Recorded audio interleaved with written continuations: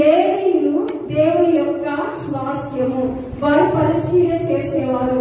వారు నమ్మకంగా ఉన్నట్లయితే ఆసాపుని హెచ్చించినట్లుగా దేవుడు క్రమక్రమంగా హెచ్చిస్తాడు.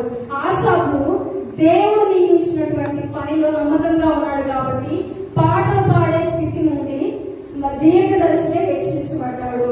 కీర్తనాకారుడుగా హెచ్చించబడ్డాడు. అనేక మందిని నియమించేవాడిగా హెచ్చించబడ్డాడు. ఆసాపు ఇంకొక విషయం ఏంటంటే ఆయన యొక్క